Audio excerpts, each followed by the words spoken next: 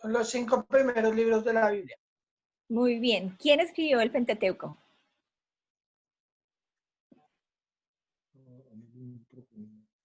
Manito, manito. Papelito.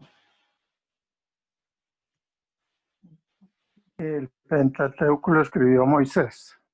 Muy bien, lo escribió Moisés. Otra preguntita. Otra pregunta. Mira por acá. ¿Qué decía? Ay, un paisaje. Mm, Espera. otra pregunta. ¿Qué tenemos acá? ¿Qué es la Biblia? ¿Qué es qué? ¿Qué es la Biblia?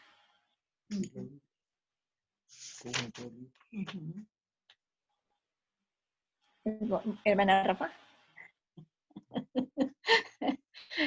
Es un conjunto de libros. Es un conjunto de libros. ¿Qué más? Les voy a dar una pista. ¿Inspirada a qué, Benjamín?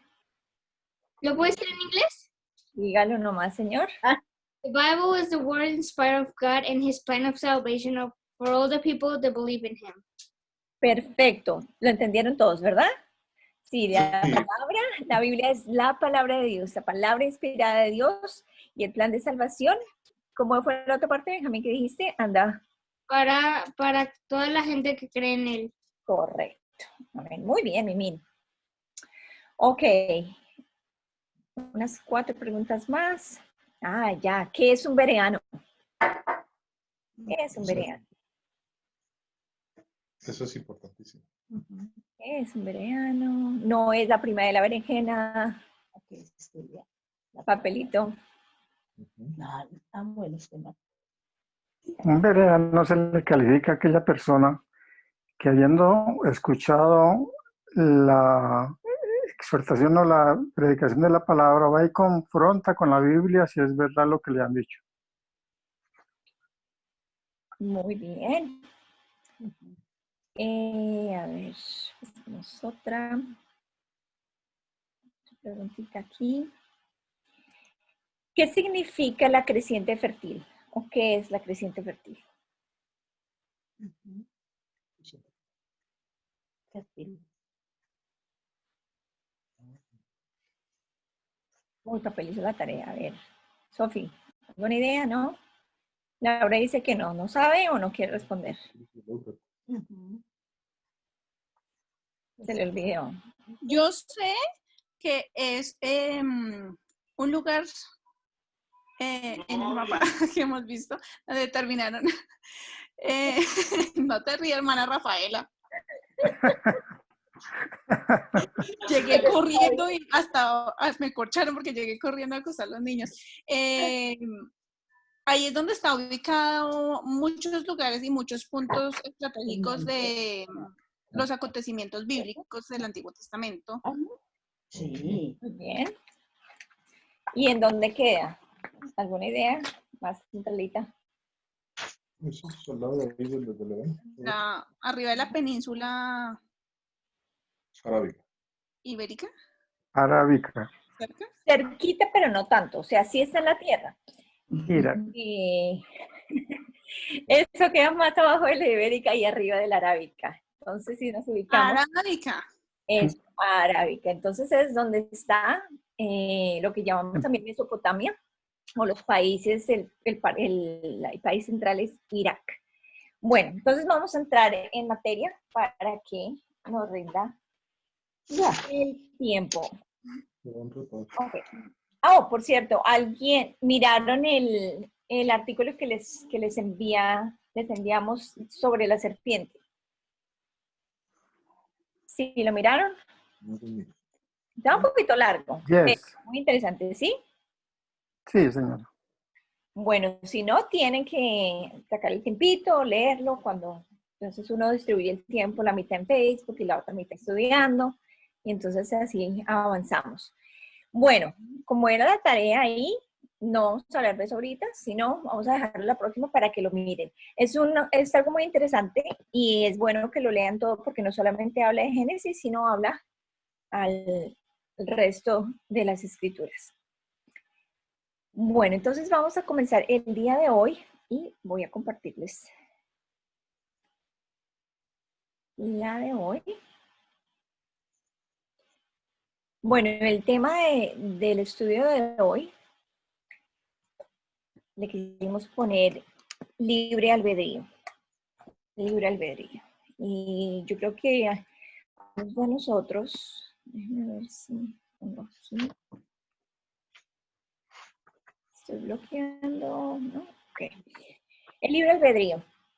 Algunos tenemos más o menos el concepto de lo que significa, pero vamos a ampliar y vamos a profundizar en qué significa. Seguimos en el tema, la brújula de la vida, y hoy quiero aumentar un tema pequeño, o un concepto pequeño, y es que la palabra de Dios es un tesoro. Al ser la palabra de Dios un tesoro, necesita una llave para poder abrir ese cofre. ¿Qué está dentro de ese tesoro? Bueno, sabemos que una cantidad de cosas que nos explican acerca de Dios, su amor, su plan de salvación. Para abrir ese tesoro no se necesita ser privilegiado, no solamente es para cierto grupo de personas que solamente tienen acceso a esa llave para abrir el tesoro. El Señor nos dice que todos nosotros tenemos acceso a ese cofre y vamos a ver unas herramientas acá para cómo poder entender las escrituras. Ok. Entonces, primero que todo, la Biblia es la palabra de Dios. Es inspirada y tiene la autoría divina. La teología se trata del estudio de Theos, es decir, de Dios. La palabra de Dios no depende de nuestra interpretación. Sin embargo, Dios nos da ciertas herramientas para que podamos entender qué es lo que Dios hablaba a través de las Escrituras. Cuando colocamos ahí que el autor de la Biblia es Dios, se refiere al Padre, al Hijo y al Espíritu Santo, el cual es un concepto que vamos a estudiar más adelante. Hay diferentes estilos literarios en las Escrituras y muchos de ellos es el lenguaje simple y directo. O sea, no siempre tiene que ser ninguno de los otros estilos literarios, sino simplemente por lo que está escrito. Otros sí se utilizan estilos literarios como el símil y la metáfora, alegoría, antropomorfismo, hipérbole, lenguaje apocalíptico y palabras. Y todas ellas, les voy a dejar la tarea para que ustedes, rapidito, porque eso no lo enseñaron en el colegio, ¿sí se acuerdan? Estaban prestando atención por allá. Eso es en literatura y simplemente es que se utiliza un lenguaje diferente para explicar algo de una manera en comparación, utilizando, dándole voz a los animales en sentido figurativo. Algo que es importante anotar es que las escrituras están escritas de acuerdo al tiempo donde las personas estaban viviendo en este tiempo. Y un ejemplo de esto es cuando el Señor le da palabra a Daniel o le está dando profecía a Juan. Trae cierto simbolismo y él lo pone en palabras de lo que él entiende. Les doy un ejemplo. Hay una parte en Apocalipsis donde dice que Juan ve que hay unas figuras que son como unas langostas gigantes y haciendo diferentes estudios de la profecía bíblica, puede que sea la posibilidad de que una de esas figuras de las que el apóstol Juan está hablando son unos helicópteros de guerra que cuando ustedes los ven a la distancia, quizás a la próxima traigo el dibujo o la imagen, parecen langostas gigantes. Nosotros no lo sabemos, simplemente tratamos de mirar la interpretación, pero de esto se trata de la forma que se escriben las escrituras. Cuando el Señor Jesucristo está hablando en parábolas, también lo está hablando en un lenguaje que su audiencia lo entiende. Entonces ahí es donde nosotros tomemos ciertas herramientas, hacemos el estudio No es para un grupo de personas exclusivas que lo puedan entender, sino el acceso al conocimiento de las escrituras es para todos nosotros. Bueno, hay dos herramientas principales de estudio y son la exégesis, la cual es la parte más básica de la hermenéutica. Y de pronto algunos de ustedes solamente nunca habían escuchado estos términos, pero vamos a aprender. La exégesis está orientada a que el lector o el estudiante observe cuidadosamente lo que ha leído y se pregunte qué dice el autor o el texto. Y bajo esa premisa, entonces, te hagan las preguntas de quién, cómo, cuándo, dónde, por qué, y así sucesivamente, para poder explicar literalmente lo que dice el texto. Cuando hacemos exégesis, tenemos que limitarnos a lo que dice el texto y no desviarnos a la interpretación. Viene la hermenéutica, que es otra herramienta donde está el proceso avanzado de interpretar un texto o un escrito con todo lo que ello implica. Entonces, en la hermenéutica, nosotros debemos hacer la pregunta, ¿qué quiere decir o qué significa esto que estamos leyendo? Y a la vez, en el campo de la hermenéutica bíblica, debemos tener en cuenta la palabra de Dios, el contexto, la cosmovisión y la doctrina bíblica de la cual se esté hablando. La clave para poder entender cualquier parte de las escrituras, y ahí no lo anoté, pero lo voy a añadir después, es pedirle al Espíritu Santo que nos guíe. Nosotros no podemos hacerlo por iniciativa propia. No sé si alguna vez les pasó que ustedes decían, yo no leo la Biblia porque no la entiendo. Quizás otras personas han dicho lo mismo, no, yo no entiendo la Biblia, o me da miedo, o cosas por el estilo. Dios nos da las herramientas, nos da la sabiduría para poder entenderla, pero tenemos que pedirle al Espíritu Santo. Hay partes de la Escritura que no las vamos a entender. Como dice Deuteronomio 29:29, que hay cosas que son ocultas y no han sido reveladas a los seres humanos para que las entendamos, simplemente las creemos por fe. Y hay otras partes de las Escrituras donde tenemos que hacer el estudio, la parte investigativa para poder entender el trasfondo y obviamente la aplicación del concepto. Hay algo que habíamos tocado la vez pasada y es la Septuaginta o versión de los 70. Esto es un concepto bastante interesante. Yo no sé si alguna vez ustedes lo habían escuchado o no.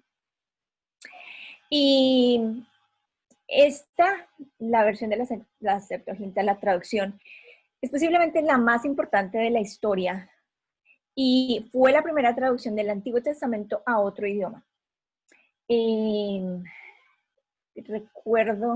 No recuerdo ahorita, se me olvidó anotar el nombre del judío, Aramis, no estoy seguro, voy a buscarle y ahorita les digo con precisión. Él fue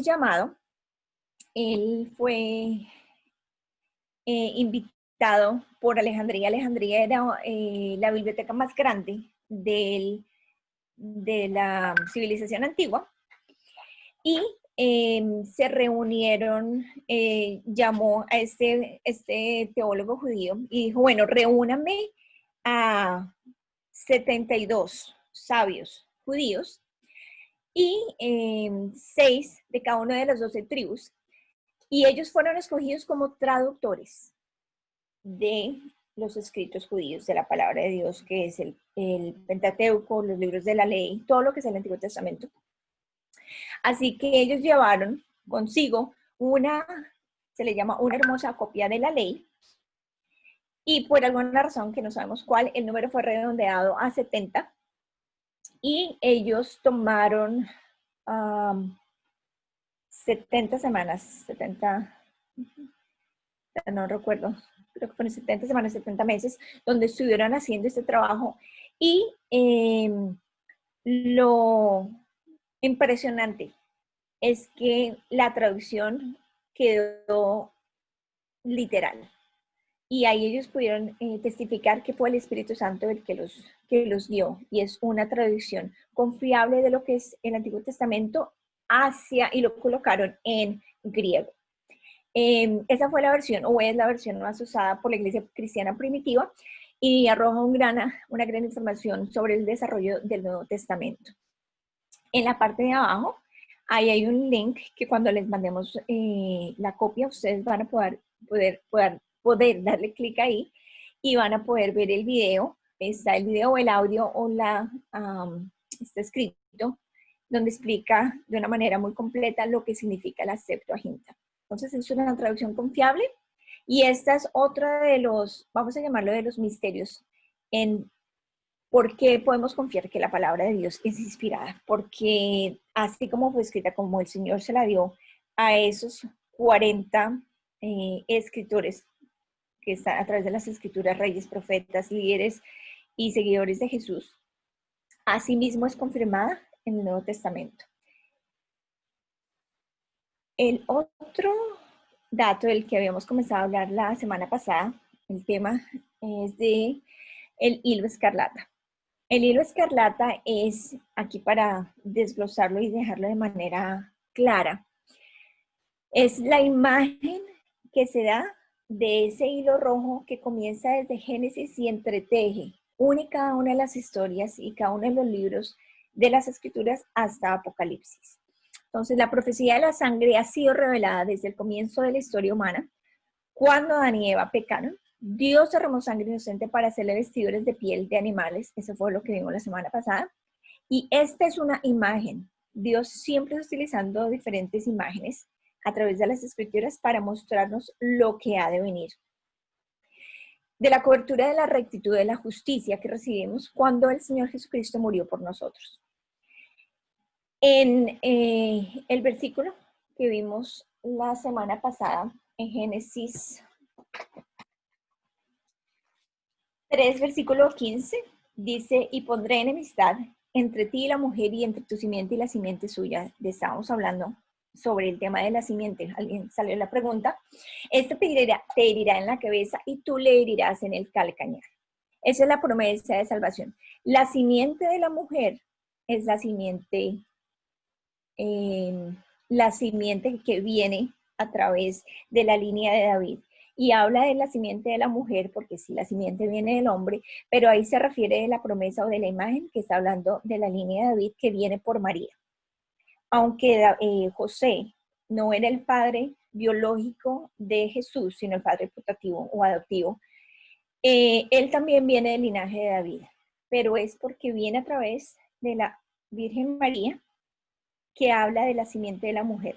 Y la simiente suya, que es la simiente del enemigo, se refiere al anticristo. Recordémonos que el Satanás, el enemigo, la serpiente, representa mentira. Es un mentiroso, lo ha sido desde el comienzo y lo va a hacer hasta el fin. Y lo que él hace es, no hace nada creativo, no inventa nada, no tiene ese poder divino de crear. Así que lo único que hace es copiar. Yo quiero que tengamos muy, muy en cuenta eso, porque a medida que vamos desarrollando los temas, poco a poco vamos a estar introduciendo ciertos temas, como a través de la historia y de las diferentes religiones y de las diferentes ideologías, no solo a través de la historia, sino de las diferentes civilizaciones. El enemigo simplemente ha utilizado la misma técnica para engañar a la gente y hacerles creer que es lo mismo que le dijo a Eva: ustedes serán dioses. Así que esa es como la introducción de lo que ha de venir. Pero aquí queríamos aclarar que la simiente de la mujer viene, Jesús a través de María, en el linaje de David, y la simiente de la serpiente es el anticristo, que también vamos a estudiar un poco más acerca de su origen, de su persona, de las características y todo lo que envuelve la profecía de este personaje, que muchos de los eventos que nosotros vamos a hacer el día de hoy están relacionados con lo que las Escrituras hablan acerca del tiempo del fin. Así que vamos a seguir a través de cada una de las historias, seguir mirando el hilo escarlata de la salvación.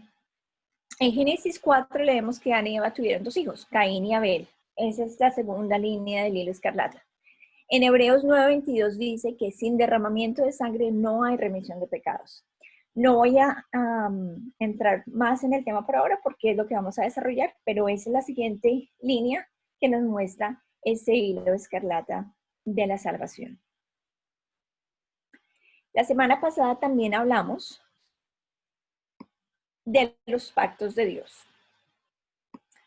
Entonces, para tenerlo totalmente claro acá, dice que los pactos de Dios son promesas verbales habladas a los seres humanos en lenguaje humano. Y aunque suena redundante, verbales, habladas en lenguaje, es importante colocarlo porque a veces sirve de confusión y se coloca que es el ser humano el que ha hecho esos pactos y solamente es Dios el que viene a iniciar ese pacto.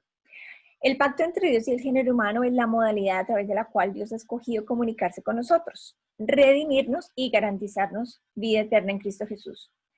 Estas verdades son reveladas en las Escrituras y son la base del cristianismo. La Biblia es el documento del pacto.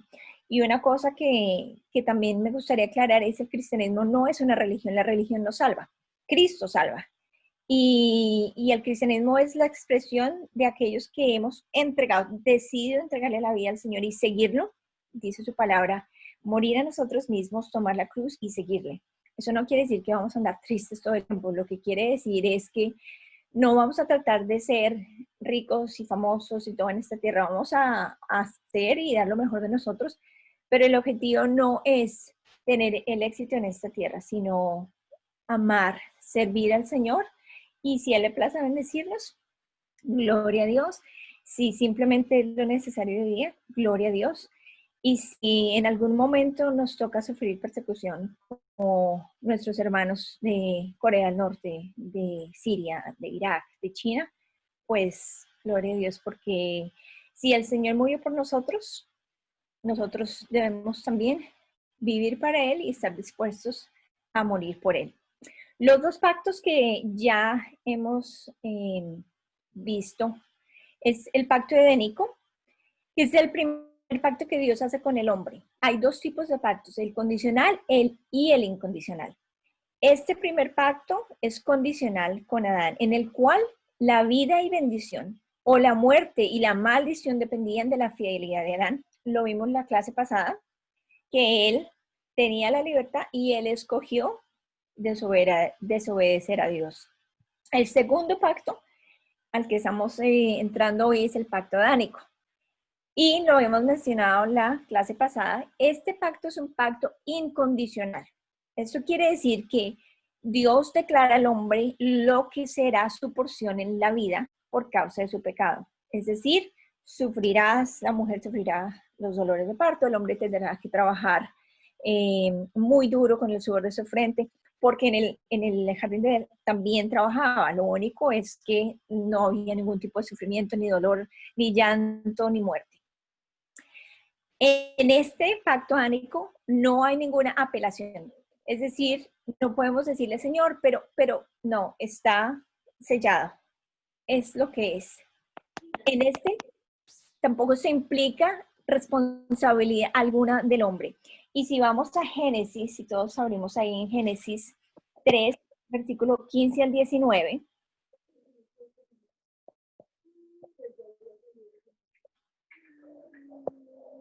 No lo voy a leer todo, pero ustedes pueden seguirlo ahí. ¿Qué es lo que Dios está diciendo? El castigo por su comportamiento. Sin embargo, el versículo 15, que es el versículo rojo, nos está dando la promesa que aunque la consecuencia del pecado va a ser todo ese sufrimiento, comience ese pacto diciendo, hay victoria. La salvación no depende de ustedes. La salvación no depende y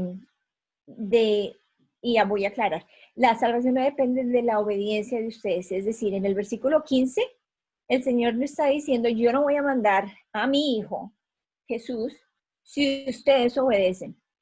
Es una promesa donde Él dice, salvación viene a través de esa simiente de la mujer que estábamos hablando, que es María, del linaje de David, y destruirá el linaje de la serpiente, que es el anticristo. Ahí es donde se establece el segundo pacto, que es el adánico. Más adelante seguiremos añadiendo los otros. Hay un total de 7 pactos. Recuerden que si hay alguna pregunta en el cuaderno, vayan anotándolas. Si hay una pregunta pertinente justo en este momento, pueden levantar la manito o algo y hacemos un par. Seguimos a la cronología y mapas. Este día vamos a añadirle un poquito más a la cronología. Y aquí hay, en la cronología, en la historia bíblica, estamos colocando a Set, que es el tercer hijo de Adán y Eva. Tuvieron muchísimos hijos, pero él es el que está escrito como el sucesor de Abel. Él vivió 912 años y sí, hay más descendencia, pero quería anotar a Enoc.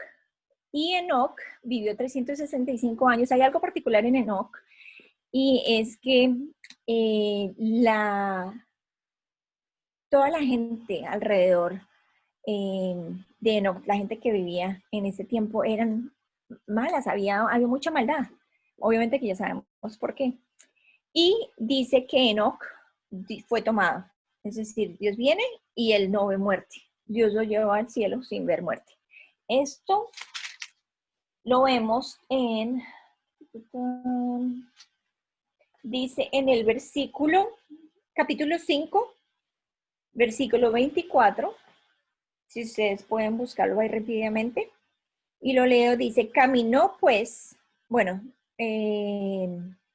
voy a subir un poquito más arriba. El versículo 19, y vivió Jared después que engendró a Enoc 800 años y engendró hijos e hijas, y fueron todos los días de Jared 962 años y murió. Vivió Enoc 65 años y engendró a Matusalén. Y caminó Enoc con Dios. Esa es una cosa importante de notar, caminó con Dios. Muchas veces en las escrituras, cuando lo encuentran, quiere decir que obedeció a Dios, hacía la voluntad de Dios.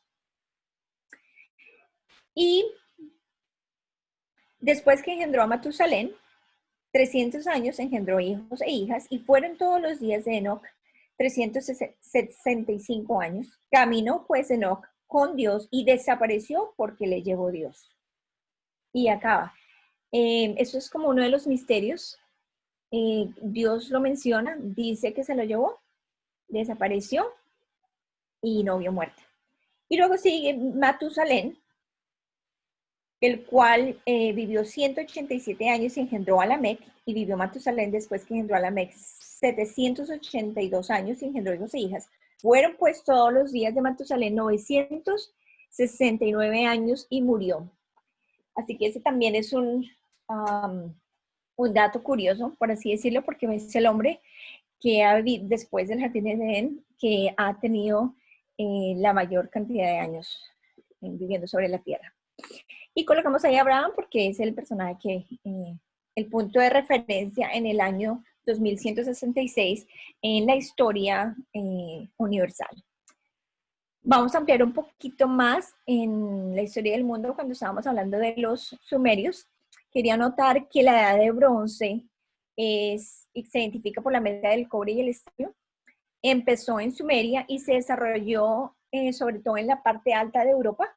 Ahí es donde tiene más prominencia, pero comienza en Sumeria. Y la última parte es la historia del Medio Oriente, la habíamos mencionado en la semana pasada.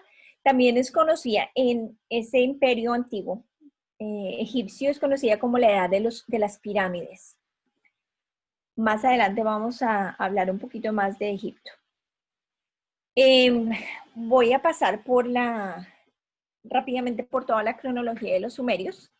Al lado derecho aquí encuentran, esto es un ziggurat. Eso era lo que habíamos visto la vez pasada.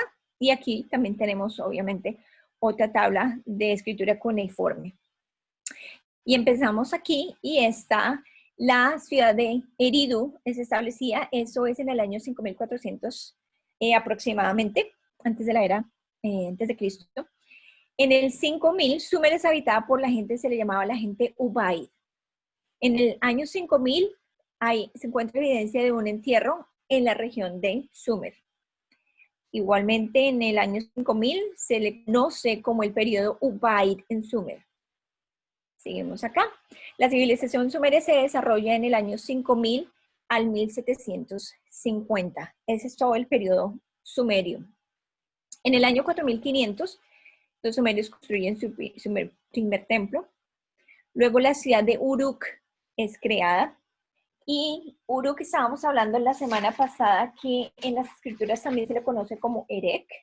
Y yo lo anoté, está en Génesis 10:10. Así que si ustedes abren se mueven a Génesis 10:10. Y dice, y fue el comienzo de su reino Babel, Erech, Akkad y Calne, en la tierra de Sinar. Y la tierra de Sinar se refiere a Sumer, a Sumeria. En el 3600, ahí es cuando vimos que la invención de la escritura, ahí en Uruk. En el 3500 se ve la primera evidencia escrita de religión en el cuneiforme sumerio. Así que se empezaron a ver escritos religiosos, hablando de los dioses, las deidades. En el 2900 vemos el periodo dinástico temprano en Sumer. El periodo dinástico es cuando empieza la monarquía, los reyes y los súbditos, toda la jerarquía oligarca. En el 2500 comienza la literatura en sumerio, diferentes épicas, epopeyas, historias. En el 5000, no, ahí debo tener mal el número. Lo voy a revisar si no coincide a lo que tenía.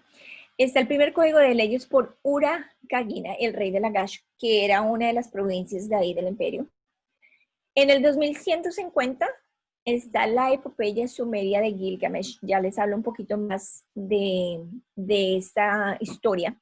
Está escrita en tablillas de arcilla y esas tablas o esas tabletas se encuentran en el Museo de Historia, en el Museo Británico, que está en Inglaterra.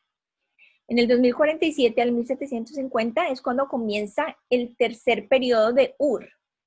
Es importante que nos sigamos acordando el Ur. Ya habíamos hablado de Ur de los caldeos en la historia de Abraham, pero también leímos acerca de Ur en Job.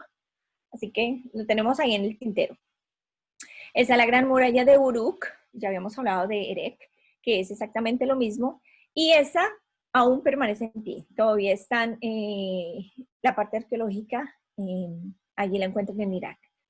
En el 1172 escriben el código de Hammurabi, el cual es uno de los primeros códigos de la ley en el mundo.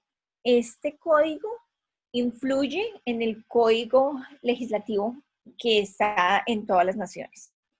Hay varias leyes, pero hay varias de ellas, algunas de ellas, que se han tomado para los códigos de leyes en las diferentes naciones.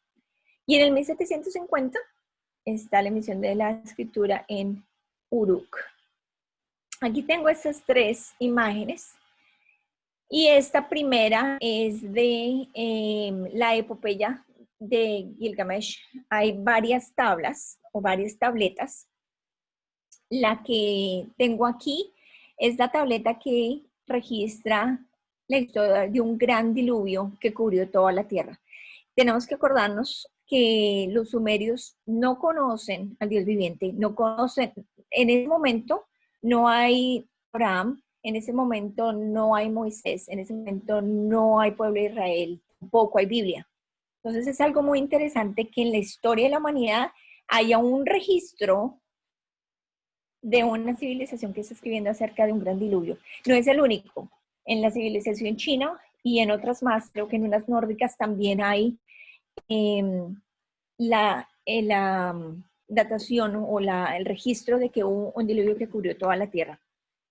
Esta imagen aquí de la mitad tiene como en centímetros, son como 3,5 metros de altura. Aquí hay una partecita. Tiene la ley por todo lado. Gracias, Vivi me corrige que el reino Uruk-Kagina era en el 2380 al 2360. Cuando les mande la guía lo vamos a corregir. Ben tiene otro dato curioso que quiere compartirnos. Dale, Mimi. Pues el dato curioso era de los reyes, pues El anterior fue Sumer, positivo. bueno, sí, lo que mi mamá dijo. Sumer no tenía solo un rey. Cada ciudad tenía un rey en general. Para su lugar. Sí, No era uno por todo el territorio, sino uno específico para cada ciudad interna dentro de ese gran territorio. sí. Perfecto, sí, así es. Muchas gracias. Y también algo que también hay que notar es que no había, aunque había división de clases sociales, no es como lo vemos hoy, que el más poderoso se quiere aprovechar del más pequeño, no, aunque estaban las diferentes líneas jerárquicas, era como el socialismo ideal de lo que se ha encontrado, como que todo el mundo vivía bien en un sistema justo, por así decirlo. Bueno, aquí abajito, quería resumir las invenciones de los sumerios. Está el cobre, juegos de mesa, así como cuando uno saca las fichitas y va la mancala o ese tipo de fichas que se va moviendo con el propósito de ganar. Ellos inventan el primero, inventan la rueda, inventan el sistema numérico sexagesimal, el cual hasta el día de hoy funciona. Nosotros funcionamos en los dígitos de 60. Es bastante interesante si quieren ampliar un poco en el tema. Ellos crean el velero, la escritura cuneiforme, ya lo hablábamos hablado. El código de Ur-Nammu, cuál es el sistema de leyes más antiguo de la humanidad. La monarquía, la astrología y el calendario lunar, el cual hasta el día de hoy sigue vigente. Y las diferentes armas, espadas, lanzas, todas estas hechas de bronce.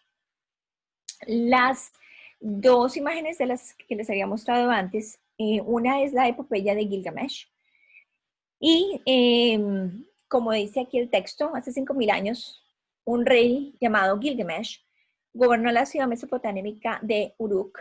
Él pronto se convirtió en héroe y dios. Algo interesante que estaba viendo hace 2 días es que el hecho de que se le llamara héroe en el hebreo no necesariamente quería decir que era un héroe bueno. A veces los héroes eran seres malvados que simplemente querían destruir a los pueblos cercanos. Y sus gestas, en este caso, lo hicieron protagonista de la primera epopeya de la historia, la cual está centrada en su desesperada búsqueda de la inmortalidad, la cual es una idea que sigue pasando como de cultura en cultura, civilización en civilización.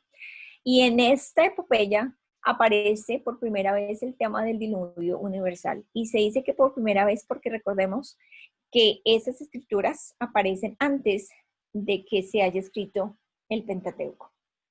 El Código de Hammurabi es el primer conjunto de leyes de la historia. Ahí enumera las leyes que ha recibido el dios Marduk, y esto también es importante porque a través de las escrituras nos vamos a ver al dios Marduk, el cual era llamado Utu para los sumerios y Tamuz para los babilonios. Y más adelante cuando lo estemos estudiando, nosotros vemos que esos dioses, no solo que son dioses paganos, sino son dioses crueles y son dioses, como les había dicho, el enemigo toma esas imágenes, esas deidades y las pasa de generación en generación. Se repiten los mismos dioses en los sumerios, en los egipcios, en los babilonios, pasan a los persas, siguen los romanos, los griegos, y el día de hoy los vemos también, lo vamos a ver más adelante. En esa estela, se le llama esa estela, es esa piedra negra que les mostré en la imagen anterior, se hallan grabadas las 282 leyes de ese código. Y una de las leyes principales que se han seguido en el código vigente es la ley del talión, que es el principio de presunción de inocencia, es decir, es inocente hasta que se compruebe lo contrario. Bueno, aquí, simplemente para que lo estudien, otro mapa que encontré acerca de toda la región de Mesopotamia, con los otros nombres. Este es un poquito más donde están los desiertos, los nombres antiguos de las diferentes regiones. Aquí vemos lo que es la tierra de Canaán, no era Israel. Vemos aquí también lo que estamos hablando hace un ratico, Uruk, el rey. Vemos a Ur. Bueno, y con esto, si alguien tiene alguna pregunta, este es el momento para hacer una pregunta rápida de lo que hablamos, para darle paso a la lección principal que el pastor nos va a estar compartiendo y va a desafiar nuestro pensamiento crítico. Sí, pastor.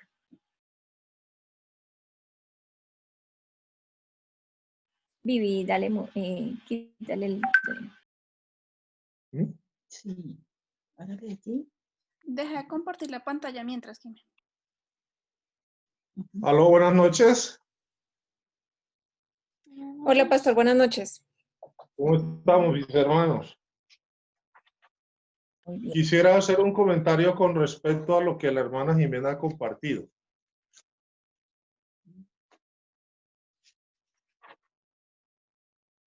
¿Sí? ¿Ok? Sí, señor. Gracias. Ok. Es muy importante relacionar las épocas con las civilizaciones, porque nosotros en América estamos en el otro lado del mundo. Y esto, aunque habían las civilizaciones originarias en este continente, sabemos que es a partir del descubrimiento que hace Cristóbal Colón y sus hombres con su flota de las tres carabelas, que empieza todo ese proceso, ¿sí? Para la América Latina, la América Portuguesa y después con los ingleses, escoceses y galeses y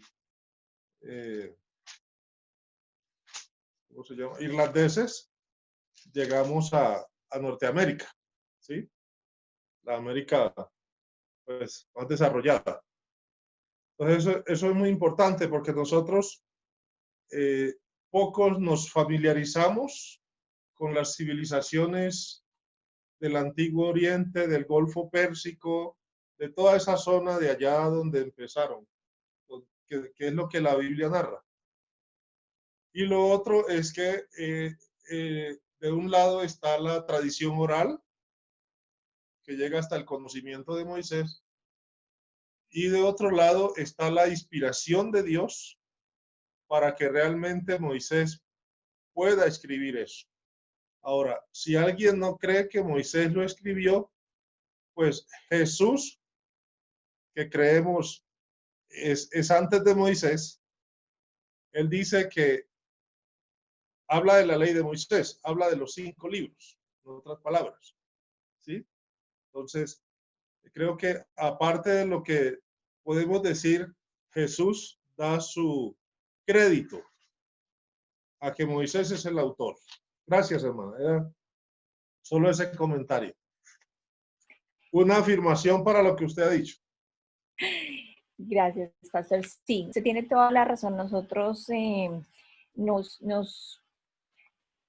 limitan, por así decirlo, o nos educan simplemente a mirar el aspecto de lo que es las Américas, por así decirlo, muy poquito de la historia universal y sobre todo lo que es el país, pero es supremamente importante llevar la comparación, no solamente a nivel de desarrollo de civilización, sino las ideologías, todo lo que está pasando tiene un precedente. Entonces todo eso nos ayuda a poder entender todo lo que se desarrolla y todo lo que debe venir. Mimi tenía un dato curioso. Que lo aporte. Ah, no, el que tenía era el de los reyes en Sumeria. Ok, perfecto. Ok, ¿alguien tiene alguna pregunta, comentario? Sí, quisiera que nos explicaran, nos aclararan por qué se cuenta 2300, 2500, si hasta ahora estamos en el año 2020.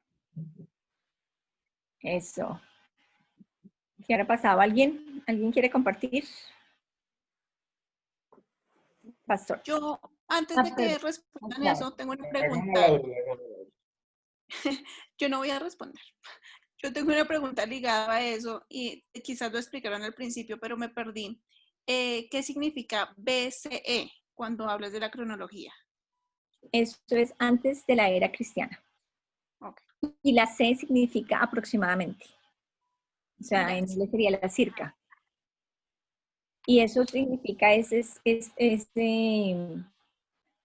como que tratando de adivinar y de poner los hilos, porque por eso colocamos que en los 1200 en Abraham, en esa época cuando ya empiezan a ver los registros, en el año 3 más o menos, cuando se puede empezar a datar los diferentes hechos en la historia. Es Benjamín. Antes de que Benjamín hable, quiero hacer una anotación. Es súper importante que tengamos en cuenta y siempre presente que todos estos tipos como de datos o de convenciones, si uno las puede llamar, hacerlas como en un paralelo en el cuaderno que se está anotando, ir colocándole un color o un dibujito, un asterisco, una estrella a cosas importantes que nos puedan ayudar a relacionar los textos, la información que se nos está dando, para que más adelante cuando se utilicen las siglas o ciertos abreviaturas, podamos entender cuál es la relación y cuál de qué está tratando y así como tenerlo más presente. Benjamín. Creo que lo del tiempo era que el tiempo se va yendo de para atrás y ahora se está yendo de para adelante. ¿Y qué lo partió? No sé. ¿Y de quién hablamos siempre? Jesús. Ah, bueno. Siga, pastor. Ok. Perfecto. Gracias, hermano Rafa, por esa pregunta, muy importante. Pues a mí se me han olvidado ya muchas cosas. Tengo que volver a estudiar otra vez, pero los judíos en su calendario, ellos datan desde más o menos los tiempos de la creación y para acá, y ellos están como en el 5787, algo así. Sí, no sé si Vivi nos puede ayudar o alguien con esa, ustedes que manejan bien la sistematización, la internet, pero si mal no estoy, los judíos están en el año 5787. De acuerdo, Por ahí cerquita. de acuerdo a lo que estoy encontrando en internet, que sabemos que toca ser un poco más precisos, pero es alrededor de 5780, puede ser un poquitico más, así como dice el pastor. Entonces, ese es el promedio. Ok. Y hay Entonces, sí, hermana, diga. Y hay un dato, ya que el pastor ciertamente lo trae porque viene al caso. El calendario judío es diferente al calendario gregoriano que tenemos nosotros. Es correcto. 2 meses. Y otra cosa que es importante también es que ellos tienen el tiempo de largo. ¿Por qué? Porque para ellos Jesús simplemente fue otro maestro. Ya hablaremos más adelante de eso, pero es un buen punto para tenerlo en cuenta. Siga, pastor. Sí, estamos en 2 calendarios. Uno es el calendario judío que sigue una línea y nosotros estamos bajo, digamos, el calendario de los tiempos de los gentiles, ¿sí? Que es, en este caso, el calendario romano. Y hubo un calendario antes, luego el calendario gregoriano, que es el último, el que nos rige a nosotros. Y el caso de Israel, el Israel actual, maneja los 2 calendarios. Israel maneja los 2 calendarios, el calendario de ellos, en la cronología, y el calendario universal, que es el calendario gregoriano. Ok. ¿Y ahora qué me toca? El plato grande. Pero mi señora ya me dio arepa y carne, hermana. Vamos a pasar al tema del que habló Shakespeare. Pues lo cambiamos un poquito. Nosotros le pusimos, ¿cómo fue que le dejaste tú? ¿Puedo o no puedo? Esa es la cuestión. Aunque también hubiera podido colocar ¿debo o no debo? Esa es la cuestión. No, puedo o no puedo más, es mejor. Sí, ya después lo pensé porque poder puede, usted verá si lo hace. La cosa es debe o no debe hacerla, pero ya usted nos va a explicar si es correcto o no. Y con ese apunte nos enfocamos en qué. Nos vamos a ir a, todos, si podemos abrir las escrituras, a Génesis capítulo 4 y vamos a estar estudiando el versículo 1 al 15. Génesis 4, 4, 1 al 15.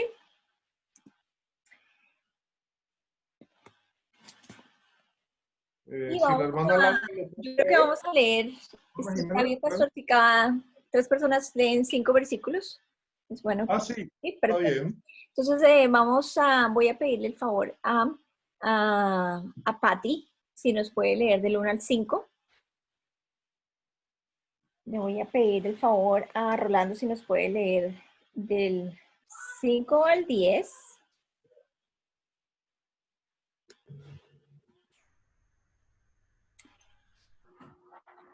Y a ver si alguien en la familia Jurado nos quiere leer del 10 al 15.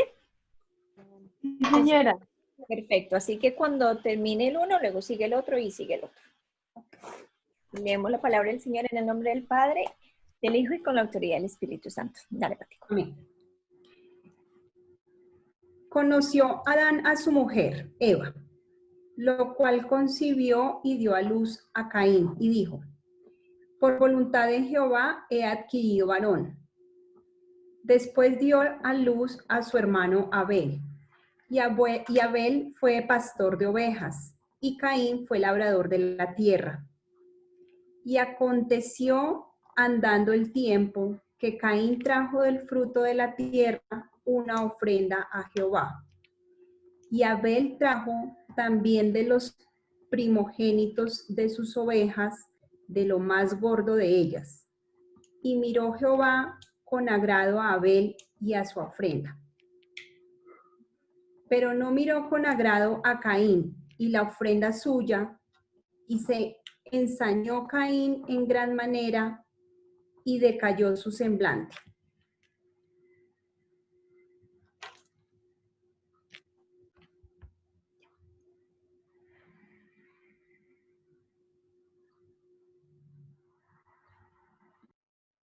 ¿5 al 10? Sí. 6 al 10. Hermano Rolando, no, quítale el mute, por favor. No he logrado, hermano Rolando, ¿me puede ayudar quitándole el mute? No logró activárselo. Listo. Ya está. Ya.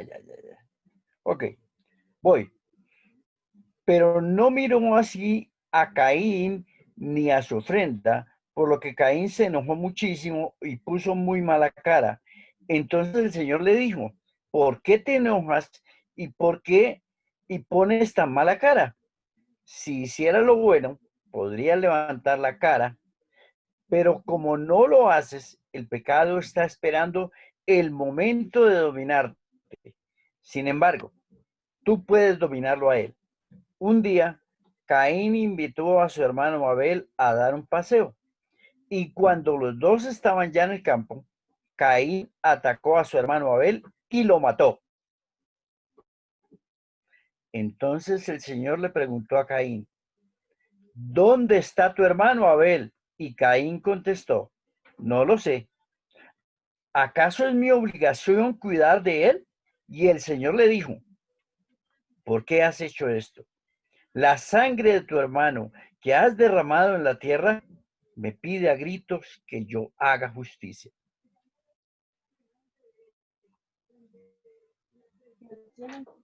Ahora pues, maldito seas tú de la tierra, que abrió su boca para recibir tu mano la sangre, para recibir de tu mano la sangre de tu hermano. Cuando labres la tierra, no te volverá a dar su fuerza, errante y extranjero serás en la tierra. Dijo Caín a Yahvé, grande es mi castigo para ser soportado. He aquí que me echas hoy de la tierra, y de tu presencia me esconderé, y seré errante y extranjero en la tierra. Y sucederá que cualquiera que me hallare me matará. Y le respondió Yahvé, ciertamente cualquiera que matare a Caín, 7 veces será castigado. Entonces Yahvé puso señal en Caín para que no lo matase cualquiera que le hallara. Amén. Vamos a estar haciendo un ejercicio que se llama exégesis del texto o simplemente observar el texto que hemos leído. Hay que aquí como no estamos en la universidad ni en el seminario, entonces tenemos que hacerlo en los términos más sencillos, pero para nosotros entender mejor la palabra, como ya hemos hecho al comienzo, debemos orar, debemos leer y debemos leer. Entonces, si yo estuviera en mi estudio personal, haría la lectura por lo menos unas 3 veces y la haría en diferentes versiones de la Biblia, como lo hemos hecho. Hemos leído. Y hermana Jimena, ¿tiene por ahí las preguntas? Sí, señor. Sí, señor, ya las comparto. Ok.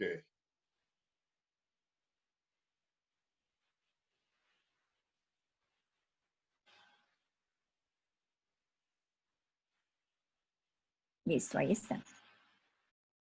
Entonces, los participantes del grupo debemos decir o debemos responder las preguntas a la luz de lo que vayamos leyendo, que ya hemos leído.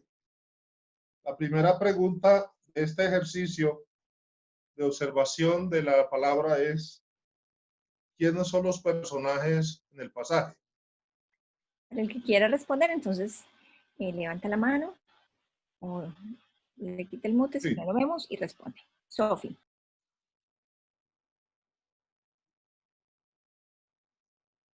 Dale, Sofi. Caín y Abel. Sí, ¿quién es más? Jehová. Muy bien, Dios. Y ahí en el cuaderno entonces podemos, no copien las preguntas en ese momento, simplemente pueden colocar uno y pueden empezar a responder las preguntas para tomar. Si algo nos falta, pues ahí se añaden. Siga, pastor. ¿Qué otros personajes hay en el pasaje? ¿Puedo responder, pastor? Sí. Dale, Caro. Pues al principio se habla de Adán y Eva.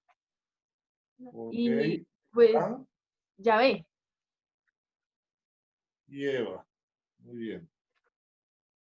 Entonces tenemos a Adán y a Eva, tenemos a Caín y a Abel y tenemos a Dios. ¿Cuántos personajes tenemos?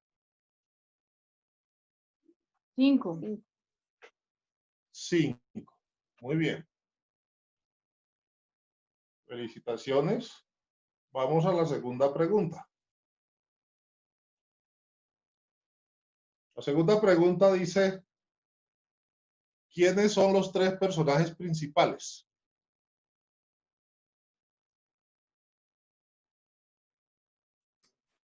Caín, Abel y Jehová. Muy bien, Benjamín. Caín, Abel y Dios.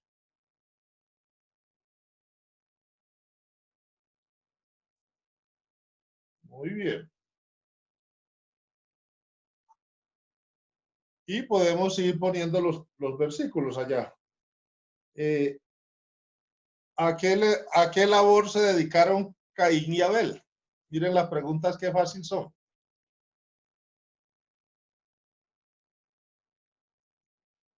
¿A qué labor se dedicaron Caín y Abel?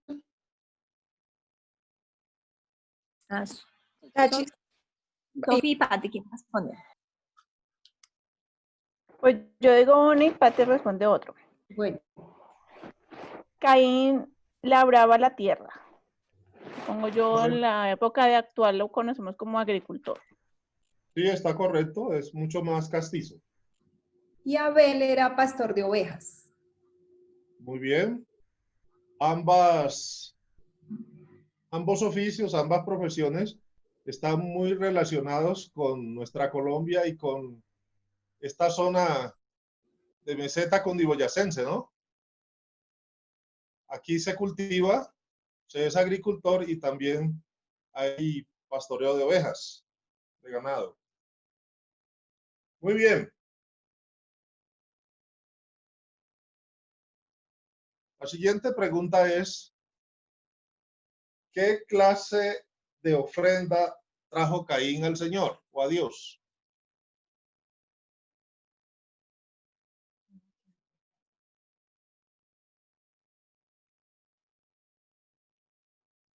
Hermano Rafa, hermana Gilma, hermano Rolando. Papito, levantó la mano.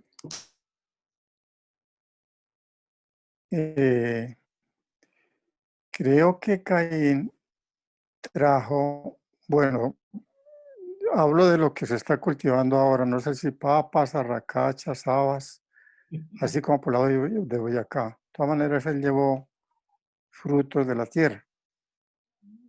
Ok.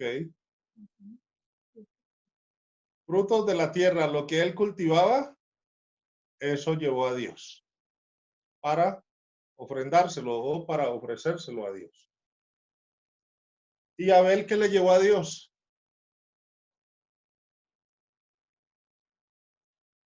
Sofi, Creo Una que oveja. Carolina iba también a responder a la próxima. Caro, si quieres responder en la familia jurado, simplemente puedes hacer así con la manito y nosotros sabemos. ¿Oíste? Ok, Sofi, dale. Una oveja, la más gorda.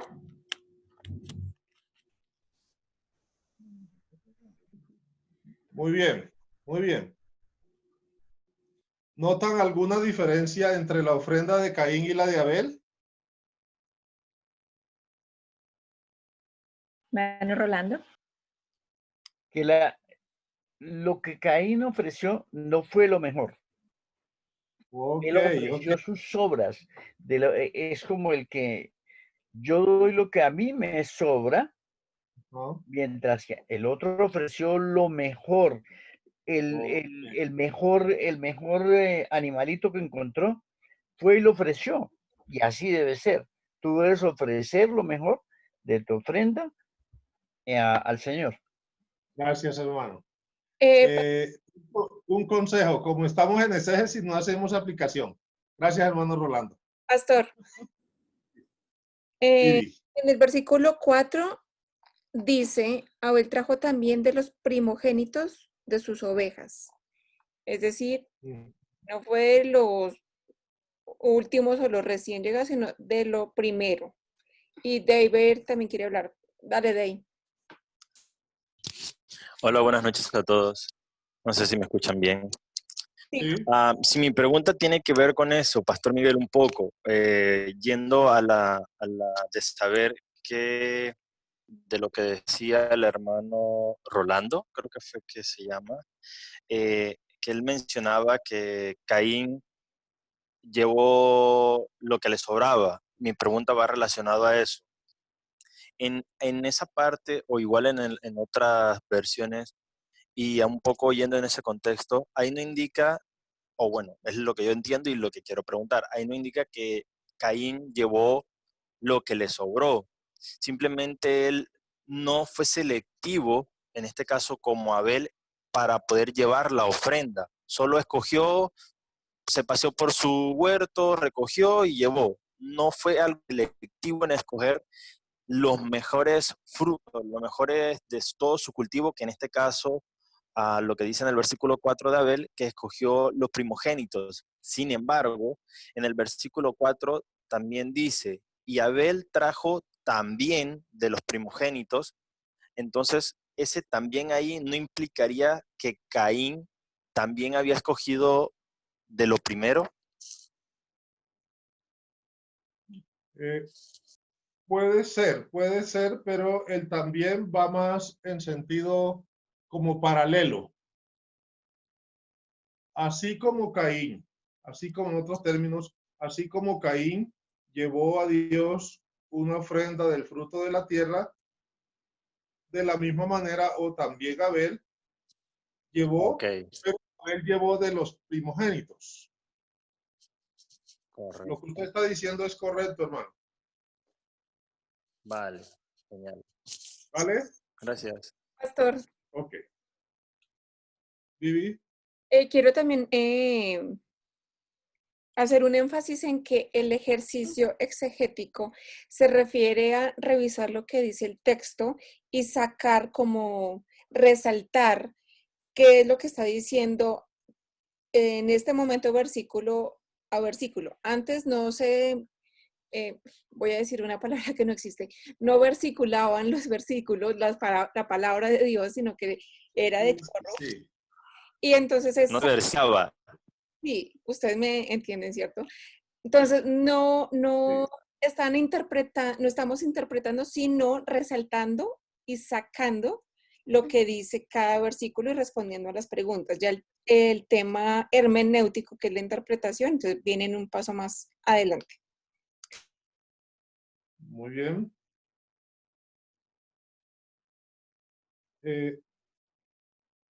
Tengamos muy en cuenta la diferencia entre la ofrenda de Caín y la ofrenda de Abel.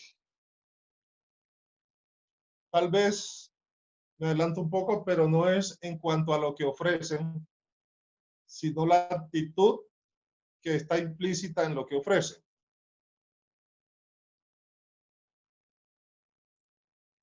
Muy bien. Seguimos a la pregunta 6. Es una pregunta de razón. ¿Por qué habrá mirado Dios con agrado la ofrenda de Abel y a Abel en sí, o a Abel y su ofrenda?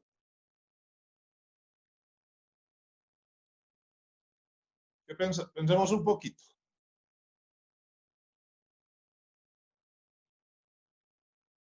Edison. Sí, o estás pensando o estás diciendo yo. Yo, bueno, estaré a entender, pero yo, ahí sí, como dijo el pastor, como lo acabó de decir el pastor, más por la actitud. Como dice Viviana, uno tiene que basarse en lo que dice el texto, y el mismo texto explica que Abel seleccionó una oveja, la mejor oveja, con primogénito y todo, mientras que Caín simplemente cogió de lo que había. No, así dice, no dice que fuera las obras como tal, pero simplemente dijo, me paso por aquí, cojo esto y lo llevo. O sea, ya va más en la actitud. Al tener mejor actitud, porque el mismo texto lo está diciendo, que Abel tuvo el tiempo para seleccionar su oveja, es eso lo que Dios vio con agrado, el hecho de que le quiso llevar lo mejor. Muy bien. Aida también quiere hablar. Buenas noches, no era eso. Era así, tal, o sea, sí, tal cual lo debo interpretar yo. Gracias. Por algo somos hermanos. La siguiente pregunta es, ¿qué motivó el enfado de Caín y contra quién se enojó?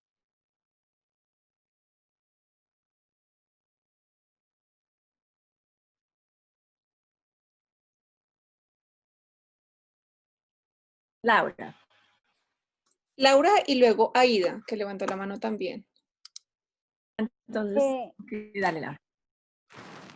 Ok, yo quiero ligar un poquito la respuesta anterior porque había alzado la mano, pero no me vieron. Yéndome al versículo 7, donde el Señor le dice, si bien hicieres, no serás enaltecido. Entonces es porque Dios vio la actitud de su corazón y con qué actitud llevó su ofrenda. Y debido a que, supongo, interpreto yo, Dios en el versículo 5 nos dice, Dios, pero no miró con agrado a Caín y a la ofrenda suya. Y se ensañó Caín en gran manera y decayó su semblante. Esto fue lo que lo enojó a él. La pregunta es que, y se enfadó contra Abel. pero yo también creo que se enfadó contra el Señor. Esa es mi interpretación. Tu apreciación, está bien.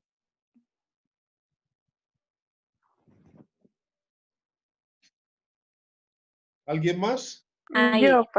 Yo. Pues ahí dice que sí, yo también entiendo que Caín se puso bravo, fue con Abel como por la envidia de que Dios miró, le pareció mejor el regalo de Abel por el sacrificio pues que con el que seleccionó él su ofrenda. Y sí, también estoy de acuerdo con Laura en que se enojó tanto con el hermano y con él porque él quería llevarse como el mejor atributo o que Dios lo enalteciera como dice en el siguiente versículo. Ok, vayamos al versículo 6, gracias. ¿Qué pregunta le hace Dios a Caín?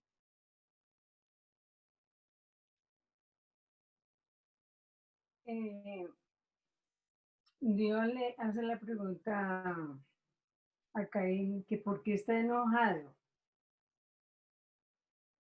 que por qué se ve como triste, como decaído, que por qué ha decaído el semblante de él. Muy bien. Pensemos en la profundidad de la pregunta. ¿Les parece? ¿Hacia dónde está apuntando Dios con esa pregunta? Pastor, pues yo pienso que en ese momento Dios con esa pregunta quiere como que Caín sea un poquito más sincero en diciéndole yo sé lo que le pasa, pero pues quiero que usted me diga qué fue lo que le molestó. Pienso yo. Sí. ¿Alguien más? Hermano Rolando. Dios lo cuestiona y le dice, ¿por qué? ¿Por qué has traído esto? Entonces lo está cuestionando. Muy bien. Muy bien. La siguiente pregunta es, ¿por qué causa mató Caín a su hermano Abel? Estas preguntas son muy fáciles.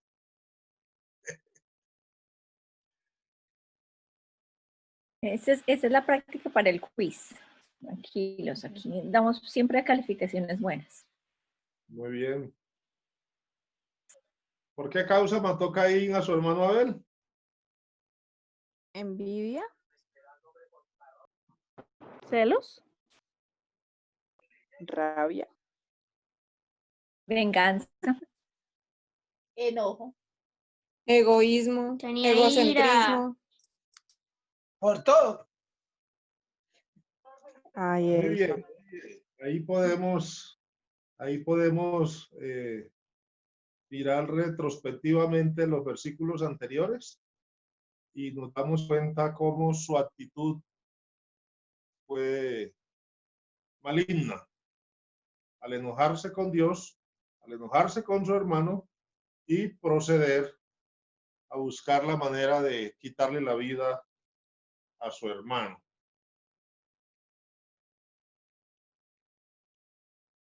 Siguiente pregunta es, ¿por qué Dios le pregunta a Caín sobre su hermano Abel?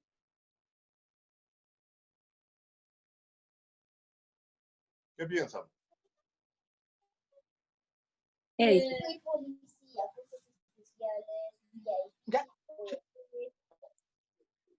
Sí, dale y luego Caro. O sea, yo creo que la pregunta es más como, ¿cómo decirlo? O sea, eso es una preguntita, pues yo la veo como interpretativa, ¿sí? Y creo que Dios le pregunta a él dónde está, como para ver si de alguna manera de todo su enojo él se va a despertar y va a decir la verdad o va a reaccionar de toda la ira que él llevaba. Muy bien, Edison. ¿Y dale qué iba a decir? Sí, Caro también quería compartir. Sí, buenas noches para todos. Es como un patrón que se empieza a ver del carácter de Dios, porque es como cuando el Señor le pregunta a Adán, ¿cierto? ¿Dónde está tu mujer? ¿no? Como que Dios sabe, obviamente, pero entonces Él nos está llevando, espérame un segundo, perdón, un segundo. Es Dios preguntándole a Caín, como le preguntó a Adán sobre su esposa y sobre lo que había hecho. Entonces creo que desde mi punto de vista, es como Dios llevándolos a que se den cuenta de lo que hicieron de una manera más consciente. Tal vez desde el amor, tal vez desde la corrección también. ¿Dónde está tu hermano? Es obvio que el Señor sabía dónde estaba, que Dios sabía dónde estaba su hermano y qué había pasado. Entonces, pues esa es mi respuesta. Muy bien, muy bien. Entonces, bueno, no debo ir a la aplicación, perdón. Siguiente pregunta. ¿Qué esconde Caín en su respuesta a Dios con respecto a su hermano Abel? ¿Qué es lo que esconde? ¿Qué es lo que oculta? Mató a su hermano. Benjamín dice que mató a su hermano. Que ha matado a su hermano. Y yo creo, ¿Por qué no quiere decirle a Dios, yo lo maté? yo creo que es como todos en algún momento nos comportamos. Si es que hacemos lo que no debemos y echamos el cuento, no, yo no fui, yo qué hice, pensando que el otro no sabe, pero es que resulta que en este caso el otro es Dios y lo sabe todo. Entonces es como, Dios diría como, ay, este Caín es como, ¿en serio? ¿En serio me va a mentir? Pero bueno, así somos nosotros, los humanos. Ok. Muy bien. Seguimos. ¿Qué castigo recibió Caín? ¿Qué castigo le dio Dios a Caín? Por haber hecho lo que hizo con su hermano. Hermano Rolando. Lo puso errante y nadie lo podía matar. Muy bien. ¿Qué otra cosa? Versículo 12. Que cuando él cultivara la tierra, no iba a tener frutos. Laura también quiere hablar. Adelante, hermano. En el versículo 11 también el Señor dice, maldito seas tú de la tierra.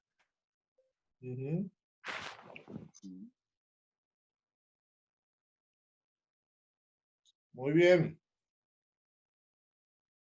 Ustedes son excelentes estudiantes.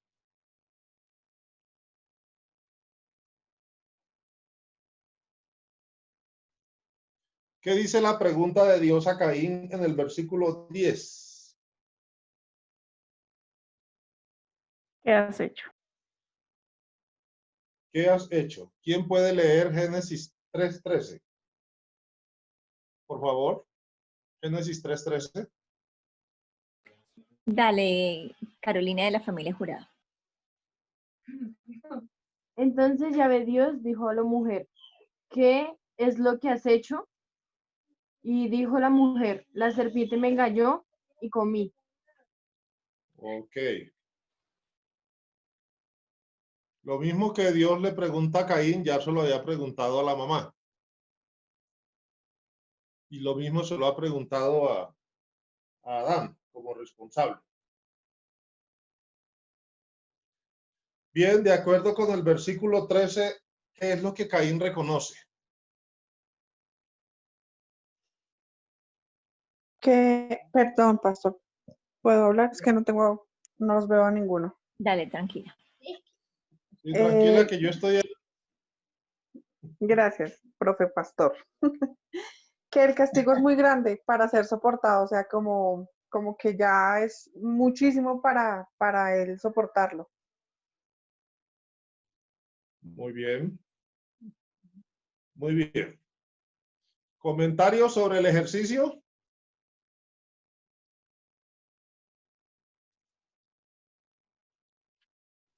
Bueno, yo tengo un comentario mientras que los otros se animan a hablar, es que son un poco tímidos. Estamos desarrollando. Bueno, 2 comentarios. Algunos somos más tímidos que otros. Sin embargo, es importante utilizar, o sea, todas estas herramientas que el Señor está permitiendo que preparemos y que recibamos y que hagamos la interacción de preguntar y responder, es porque estamos en entrenamiento.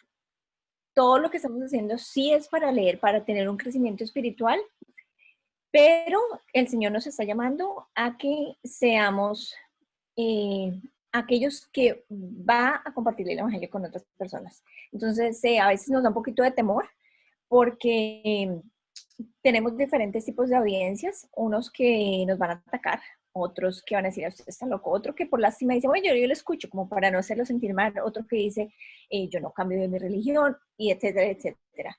Y ahí es cuando nosotros, con la ayuda del Espíritu Santo, vamos a decir, esto no es ni de religión, ni de convencer, ni de nada de eso, sino es hablar lo que es la palabra de Dios.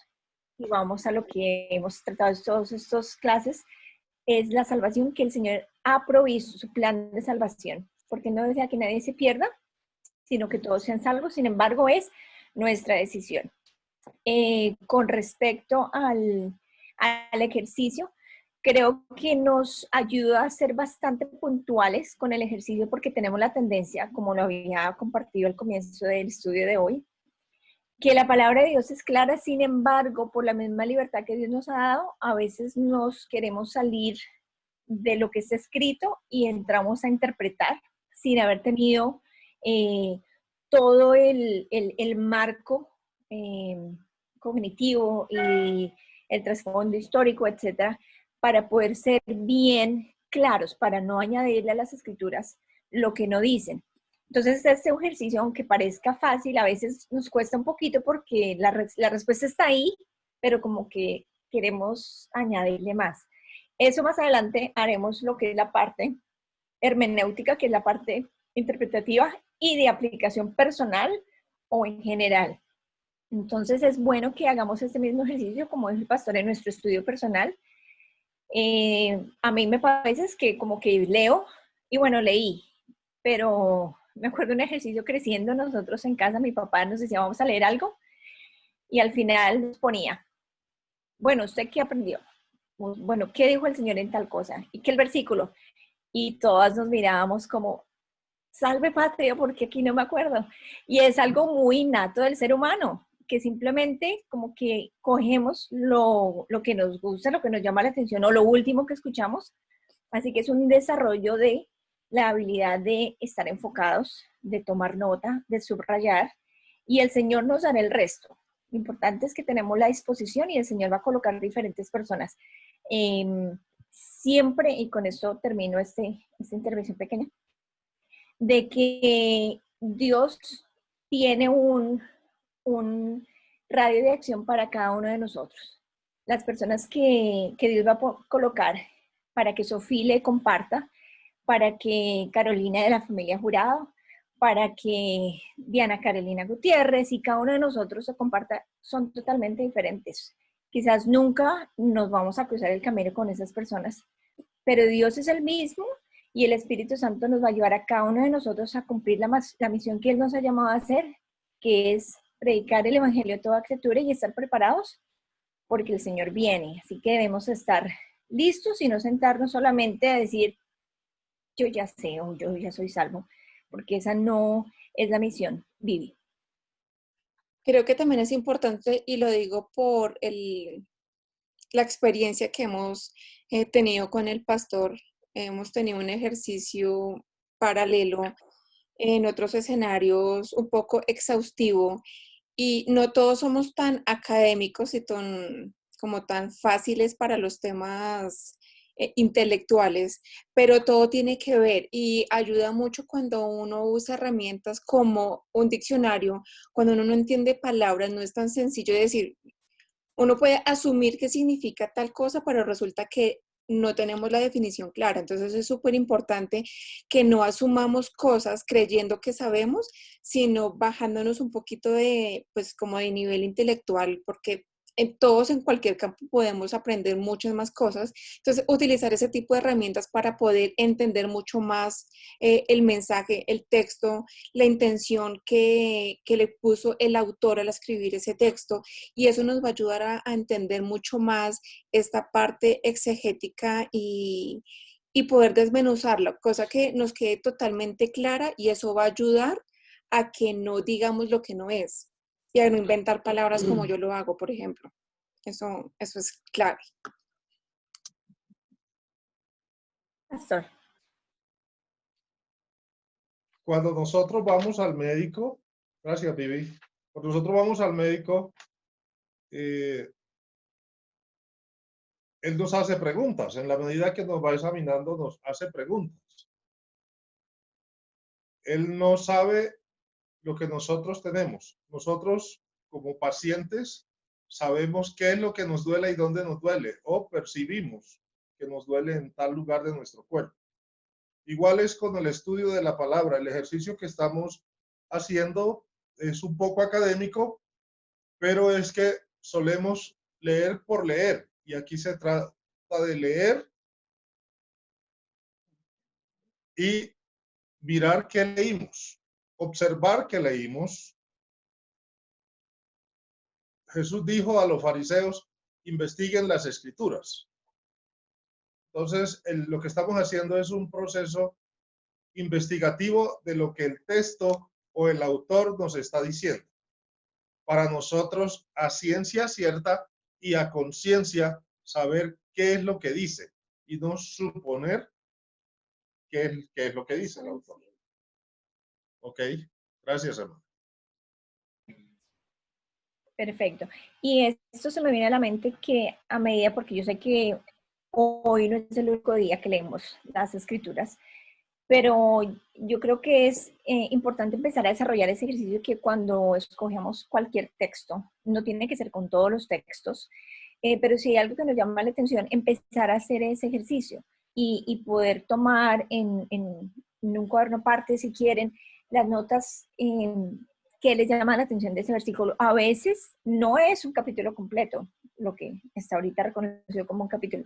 A veces simplemente pueden ser 2 o 3 versículos y tiene tanto trasfondo, se puede profundizar tanto, que es bueno empezar a hacer esas preguntas, así no sean las preguntas técnicas, empezar a hacer las preguntas, sean investigativas o sean interpretativas, porque es que de esa manera se le da espacio al Espíritu Santo para que Él empiece a mover el engranaje de nuestra mente.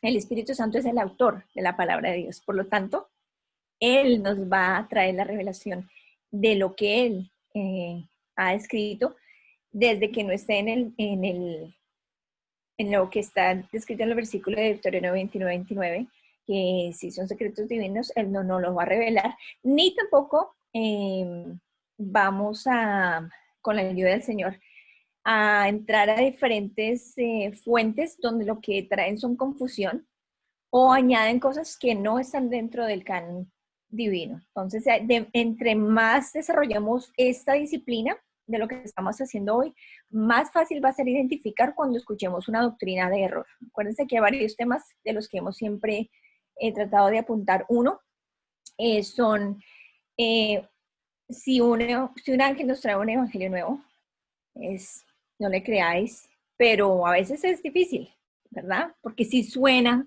y se ve y se siente, pero decimos que no andamos por vista, sino por fe. Eso es importante. 2, hay otra parte en la escritura que dice doctrinas de demonios. Son como los dos opuestos, ¿verdad? Ángeles, demonios. Hay muchísimas y han comenzado lo que empezamos a explorar en Sumeria. Y lo otro es a veces que no son necesariamente ni lo uno ni lo otro, sino es escritura tergiversada simplemente para apelar al deseo humano de comodidad o de bendición o de sanidad o de milagros o de cualquiera de estas cosas. ¿Alguien más tiene algún comentario, pregunta? Ok. Lo único, hicimos la introducción. Hay un tema muy importante que empezamos la clase pasada y lo seguimos con el día de hoy, la historia, y es algo que hemos escuchado de el libre albedrío. Eso nos va a tomar más tiempo, pero quiero tomar 5 minuticos. Si alguien quiere compartir la noción, lo que piensa que es el libre albedrío. Mano Rolando, papel. Bueno, el libre albedrío es lo que Dios le da a usted para que tome una decisión propia. Le da a usted la capacidad de decidir. Tú decides lo que tú quieres ser y lo que quieres hacer. Yo te doy la oportunidad. Okay. Papel, luego Benjamín. Libre albedrío es la libertad que Dios coloca en cada ser humano, porque delante de ti está la vida y la muerte. Escoge pues la vida. Entonces Dios no nos coge como con un gancho para llevarnos por tal parte, porque entonces no habría libertad. Benjamín.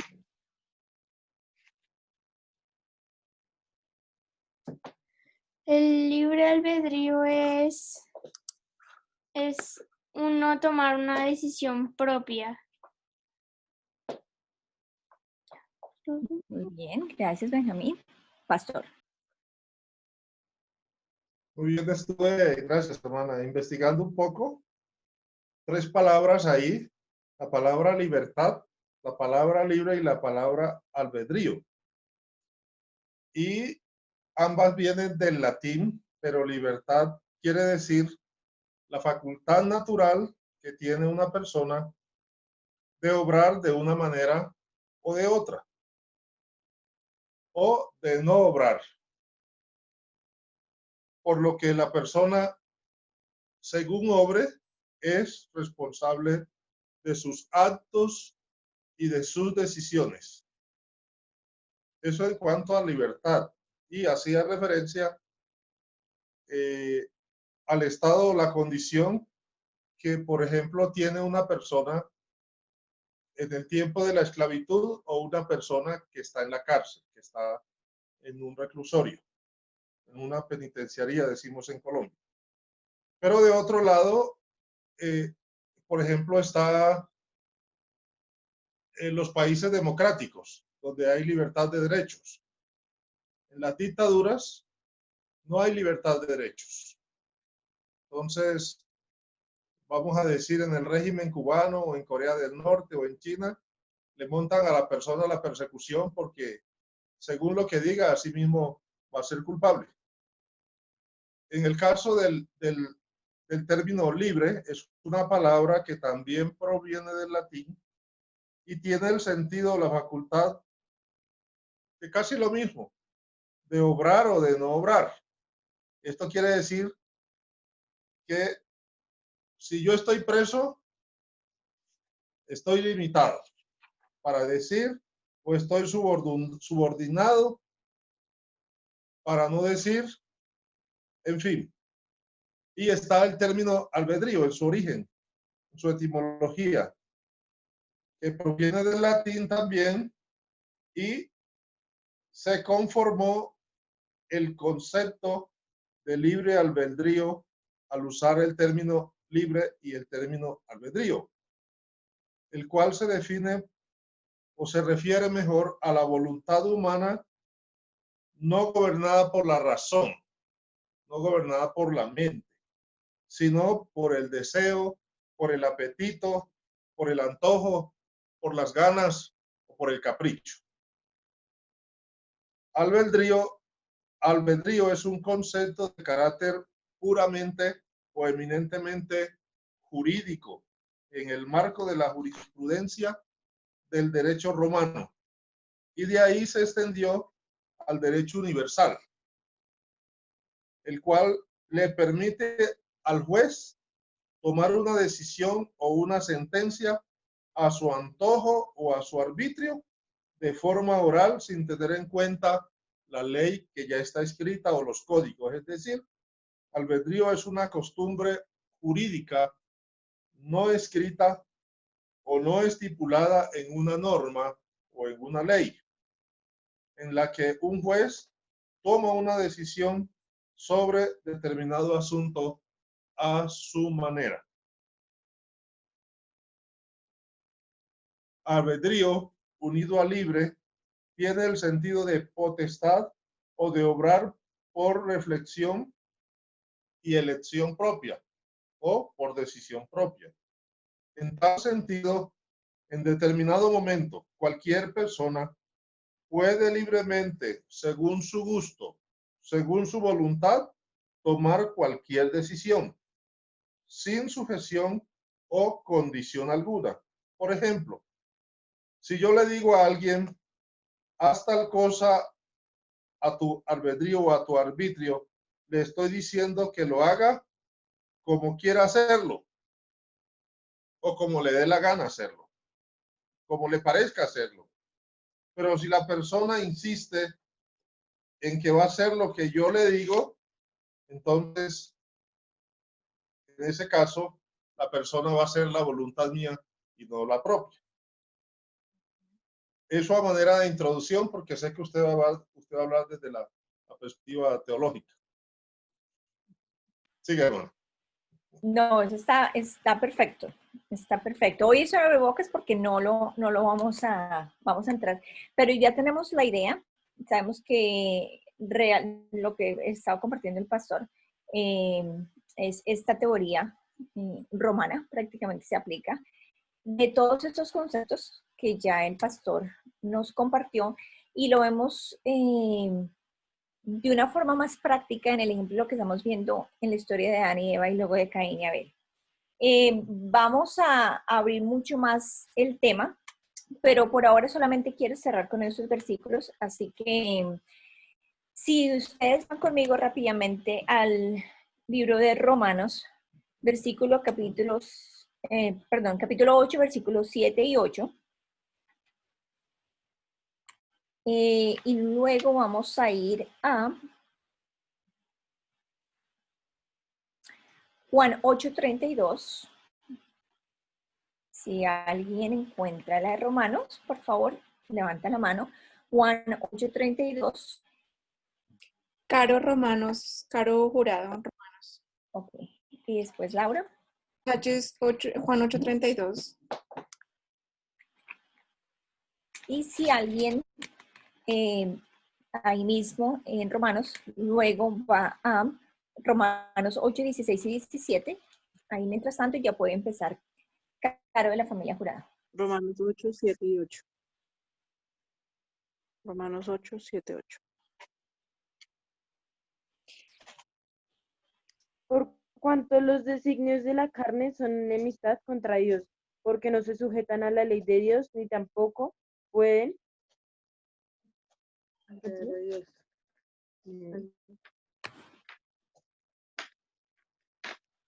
Sí, versículo 8. Y los que viven según la carne no pueden agradar a Dios. Perfecto. Laura.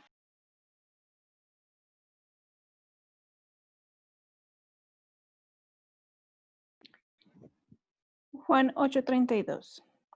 San Juan, ¿verdad? Dice el Señor, y conoceréis la verdad, y la verdad os hará libres. Muy bien, si alguien tiene ahí Romanos capítulo 6, versículo 17 y 18.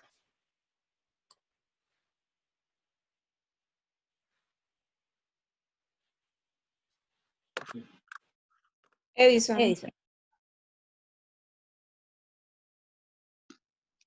Romanos 6, versículos 17 y 18, ¿cierto?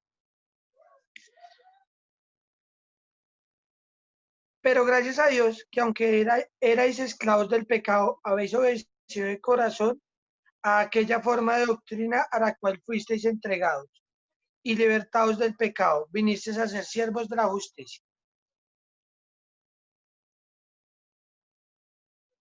Versículo 17. Perdóname, ¿le dice también el 18? Sí, perdón. Sí. Y en el último vamos a el último por ahora. Vamos a ir a 1 Corintios capítulo 10, versículo 23.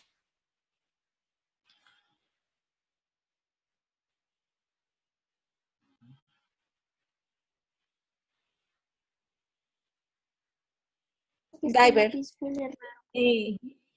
Will lo tiene. Ah, bueno. Sí, vale, Will. Corintios, 1 Corintios 10:23 es, ¿sí? Sí. Todo me es lícito, pero no todo conviene. Todo me es lícito, pero no todo edifica. Bueno, este es el abrebocas del libre albedrío. Uniendo todo lo que hemos hablado hasta el día de hoy, hasta este momento, tomando en cuenta la historia de Adán y Eva, la historia de Caín y Abel, ya creo que podemos entender que Dios sabe todas las cosas. Él es omnipresente, omnisciente y omnipotente. No hay nada que podamos esconder. No lo hizo Adán y Eva, ni lo va a hacer la última persona que nazca sobre la faz de la tierra. Pero también entendemos que tenemos una naturaleza pecaminosa, así que así como le pasó a Eva cuando pecó y a Caín, sabemos que estamos al descubierto y aún así mentimos. La pregunta es, ¿qué pasa antes de desobedecer? Y en el momento en que estamos desobedeciendo. Dios nos da la libertad de escoger, como muchos de ustedes habían compartido. Y nosotros tenemos la libertad de decidir.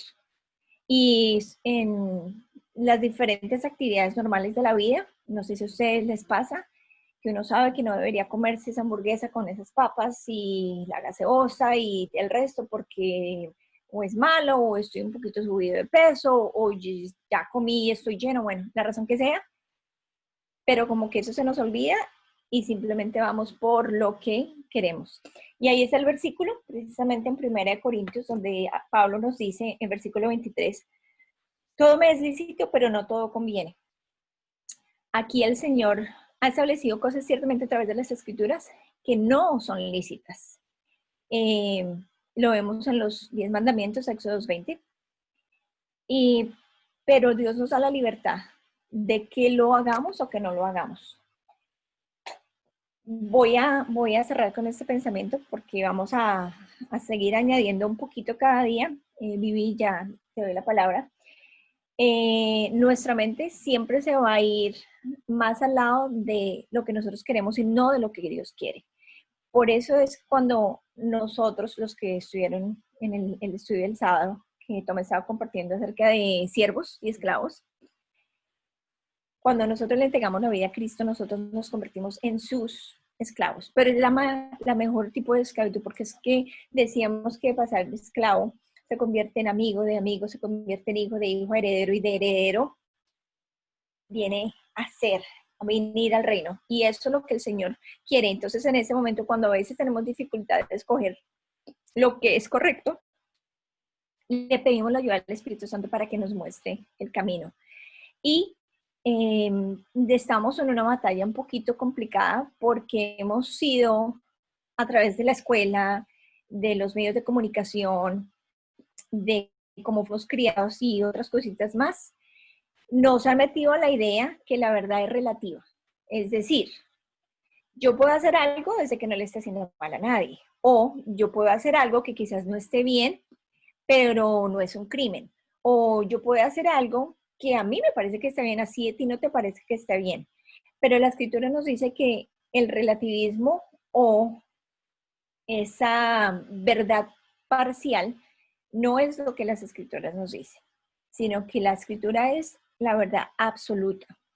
Y ahí es cuando nosotros tenemos que dejar nuestra propia opinión y venir a las Escrituras y decir, ¿esto que voy a hacer glorifica a Dios? ¿O esto que voy a hacer está exaltando el nombre del Señor? Y no tenemos que mirarlo de una manera muy grande, como voy a ir a predicar el Evangelio o voy a vender todas las cosas y y voy a dárselo a los pobres o ese tipo de pensamientos, sino cosas muy sencillas como voy a dar un saludo en mi lugar de trabajo. O simplemente porque alguien me hizo el feo, voy a decir, no, yo soy cristiano, pero no soy bobo. ¿Qué es el tipo de pensamientos que nosotros estamos haciendo que glorifican a Dios o no? Los voy a dejar con esa palabra y Vivi puede seguir y terminar. No sé si ustedes han escuchado en las escrituras que dice que el que en lo poco me es fiel, el que en lo poco me es fiel. Y a eso se refiere no a que vamos todos a ser humildes, con eso Dios nos va a bendecir y nos va a dar todo, no. A eso no se refiere. Se refiere a ser fiel en las cosas pequeñas, en nuestra salud, en la economía, ser amables con otras personas, decir la verdad, ser honrados, ser amables y etcétera. Porque esa es la manera que nosotros podemos crecer para que Dios luego quizás nos mueva de una manera más grande en diferentes posiciones, trabajo, economía, relaciones. Y es un trabajo que se comienza en el día a día, en las cosas pequeñas. Así que este es el comienzo de lo que es el libre albedrío. Vamos a estudiarlo un poco más. Por favor, están en la libertad y en el desafío de que investiguen más. Este es un trabajo, es clase, les compartimos algunos información, el pastor nos comparte a través de las escrituras, pero el trabajo es de todos. No vamos a hacer lo que hacíamos en el colegio. ¿Se acuerdan todos? Que uno llegaba a la clase y el profesor y de ahí y uno pasaba. No. Esta clase es una clase de vida donde todos vamos a hacer la tarea. Ya le paso a Vivi y con eso cerramos en oración y dejamos la sala abierta si ya hay otras preguntas. Anoche cuando ya Ben se va a ir a dormir, siempre tenemos como un tiempo de reflexión. Y anoche, no sé, dependiendo como del devocional que estábamos haciendo, yo le preguntaba a Ben y reflexionábamos en que el Espíritu Santo de Dios está siempre con nosotros. El Señor Jesucristo está ahorita al lado del Padre. Pero si estuviera en este momento físico al lado de nosotros y nosotros estuviéramos haciendo las actividades que normalmente hacemos en el día, en la casa, en la escuela, etcétera, en cualquier lugar, y viéramos que el Señor nos acompaña absolutamente todos lados, porque lo vemos, yo diría esa palabra, yo escucharía esa música, yo iría a ese lugar, yo pensaría eso. Y yo le preguntaba a Ben, ¿tú lo harías? No sé, ¿mirarías ese programa que de pronto, no sé, quizás no edifica? No por juzgarlo a él, sino que estamos teniendo una charla. Y decíamos, no, me daría pena, pues porque él me está mirando. O sea, es como, bueno, no señor, yo no quiero que tú veas esto que yo estoy mirando porque me da pena que tú estás viendo lo que yo estoy viendo y sé que está mal. Y es algo que debemos estar pensando a toda hora. Y eso nos ayudaría a confrontarnos.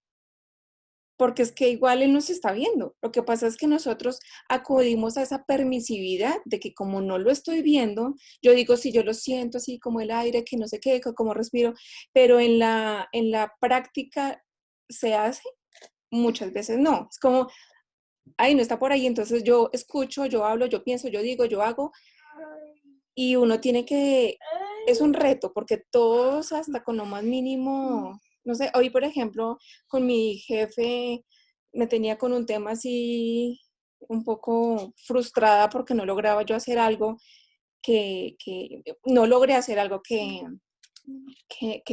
es importante para vender unos libros.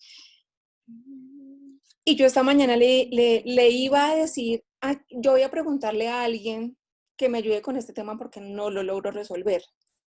Y lo estaba escribiendo cuando en algo tan tonto dije, no, le pregunté a alguien primero que me ayudara con el tema y luego ahí sí le dije a ella, le estoy preguntando a alguien que me ayude. Entonces, en ese momento yo dije, es algo tonto, pero estoy mintiéndole porque todavía no le he preguntado.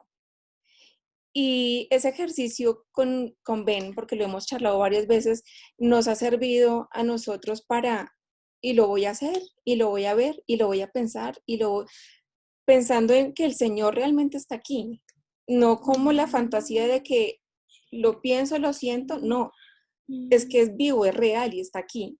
Y no me sentiría muy bien de que Él escuche lo que yo estoy escuchando porque no le agrada, que Él vea lo que estoy viendo porque es como, Señor, tápate los ojos y no mires lo que estoy mirando, no. Entonces es una invitación para que ese ejercicio que yo hago con Ben y que hacemos aquí en casa, intentamos como frenar cuando estamos a punto de hacer algo que no le agrada al Señor. De pronto compartírselo para que ustedes lo pueden llegar a hacer en algún momento cuando digan, ay, pero ese programa no es tan malo. Bueno, realmente si no es tan malo, pues déjalo de ver. Pues no lo haga. Pero si usted insiste en hacerlo, es porque hay algo detrás, entonces examínelo. Y lo otro que voy a hacer es, podríamos hacer un ejercicio en el que durante la semana pudiéramos revisar un texto en el que pudiéramos hacerle las preguntas periodísticas y quizás en ese ejercicio anotar qué dificultad tuvimos, qué creíamos que era sencillo y no logramos desarrollar fácilmente y de pronto socializarlo en la siguiente clase, porque aquí entre todos pues es más sencillo, porque uno responde una cosa y el otro responde la otra. Entonces, si lo hacemos quizás solo, podríamos realmente evidenciar que nos está generando un poco como de dificultad. Y lo otro es, con todos los estudios que hemos realizado, si tienen de pronto alguna pregunta, alguna inquietud, algo que no les haya quedado claro, porque este espacio de los miércoles es importante para ayudarnos entre todos a resolver esas inquietudes y que más adelante no vayamos a decir, como yo en las matemáticas, yo las vi en primaria, pero no me acuerdo. Ya me las aprendí por culpa de Ben, porque estaba estudiándolas con él. Pero que no nos pase aquí más adelante de que yo vi el tema, pero no me acuerdo. Entonces, nos las pueden mandar ahí en el chat. Tengo esta pregunta. O si de pronto tienen confianza con alguien y prefieren hacerlo así, entonces la mandan por privado y las podemos socializar el próximo miércoles para poder como clarificar todas esas cosas.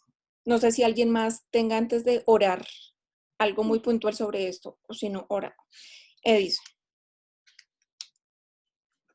No, sobre eso no.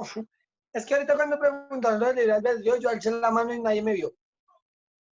Entonces quería compartir mi manera de cómo yo veía el libre albedrío. Pues si me lo permite. Hágale. Hágale.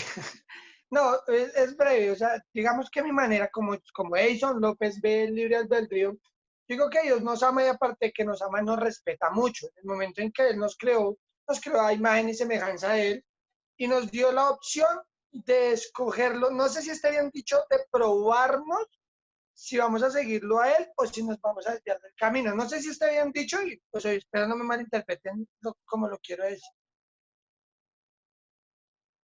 ¿Me vas a corregir? Entonces, no sé si está bien dicho o no, pero el libre albedrío, obviamente sí, es la libertad que tenemos de escoger, todos lo sabemos muy bien, pero más allá de eso, yo lo veo netamente por lo bíblico, digámoslo así, yo lo veo como es como Dios nos amó y nos respetó de tal manera que nos dio la responsabilidad de decir, bueno, yo les doy a usted la manera de escoger, porque Dios no, es que una vez tuve una conversación con alguien que me dijo que Dios era celoso y que Dios, como que era, ¿cómo decirlo? No fueron las palabras, pero no recuerdo que como que era prepotente, por llamarlo así, llamó a Dios. Entonces yo le hablé de libre albedrío y le dije, pero si hubiera sido así, simplemente hubiera dicho, yo los creo siguiéndome a mí, pero no lo hizo así. Entonces, él mismo nos puso a prueba, vuelvo y digo, no sé si esté bien dicho. Entonces, es como mi manera en que yo veo el libre albedrío, es que quería compartir eso, que mañana me olvida. Perfecto. Y para terminar, le vamos a pedir a Jennifer que ore, y antes de que ore, quería decir que, claro, queremos motivarlos a todos para que hablemos. Aquí ninguno vamos a decir, ay, yo me las sé todas, porque no. Todos estamos aprendiendo. Pero sí hay algo importante y lo que dice Edison, yo creo que nos pasa a todos y eso es lo que vamos a empezar a desarrollar, que nosotros decimos a mi manera de pensar, a mi manera de ver, y eso es normal. Y vamos a empezar a salir de ahí a decir como yo lo veo, todo ese tipo de cosas, a qué dice la palabra. vamos a mirar las escrituras. No vamos a explicar ahorita, pero sí, Dios es un Dios celoso. ¿Qué querrá decir eso? Lo vamos a hablar. Hablamos de, sí, la libertad, cómo fuimos creados, a diferencia de los ángeles, los seres humanos, para la próxima. Gracias, Edison. Vamos a terminar orando y leamos Jennifer va a orar y luego abrimos la sala un poquito más. Buenas noches, bendiciones. Oremos. Señor, que moras en las alturas, mi Dios, te honramos y te bendecimos en esta noche, Señor. Gracias por ser tan grande, por ser tan bello, por ser tan misericordioso con cada uno de nosotros, Señor. Gracias por este tiempo que nos has permitido compartir de tu palabra. Gracias porque sabemos que cuando escudriñamos las escrituras podemos descubrir tantos tesoros tan maravillosos, cosas que sin importar cuántas veces leamos un versículo, Señor, pero tú nos enseñas. Gracias porque eres tú quien nos da la sabiduría para entender tu palabra, para entender desde el detalle más pequeño hasta lo más profundo, Señor, que pueda tener tu palabra. Gracias, Padre, por lo que en esta noche nos conectamos, pudimos compartir, pudimos aprender, pudimos ver cómo tú nos hablas cada día, Señor, de las cosas que debemos hacer, de cómo debemos actuar.